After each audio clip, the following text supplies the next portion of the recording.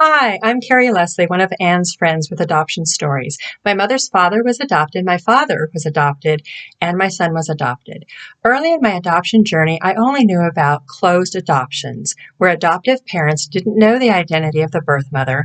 The birth mother had no idea where her child was placed, and all records were sealed. I learned about open adoption from Anne. She encouraged me to be open-minded about open adoption. She told me birth mothers just really want to know their child is okay, and the child wants to know the why of the adoption and that they are loved. In open adoption, the birth mother and adoptive parents share information, and contact is an option. The frequency of contact and depth of relationship depends on the comfort level of all those involved. A birth mother chooses the parents for her child from profiles of prospective parents. This may be all the birth mother considers in making her decision, or she may want to meet in person. We met our birth mother 2 times before our son was born. I was there for his birth. After, we corresponded through the adoption agency and met in their offices about every 6 months. In time, we exchanged contact information and got together whenever we wanted. Our son knows his birth mother and a little about his birth father, but other adoptees know nothing. What can they do? Decades ago, finding any information was a challenge. Search old documents, public records, and maybe get a lead. In Out of the Water, the organization RAFT uses a third-party approach.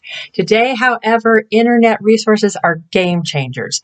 Genealogy websites like Ancestry.com have extensive collections of family trees, public records, historical content, and even DNA matching. Adoptees and birth parents can connect on social media. Googling my grandfather, I found a family history. He had been adopted by his stepfather, so his parents were known. Searching them on Ancestry produced family trees of other relatives. There were pictures. My older sister looks like our great-grandmother.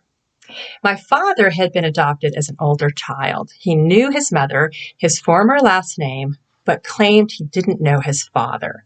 With easy access to census, marriage, and divorce records, I learned the truth. Not only did I find his father, whom his mother divorced when my dad was 5, but I also discovered my dad had a younger brother, a stepfather, half-siblings. Those half-siblings married, had children.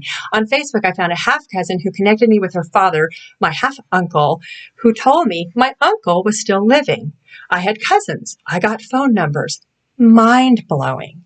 It makes sense and intentionally avoided a contemporary setting. In 1981, Claire would face so many more obstacles in her search for her biological mother. Much more interesting, I think.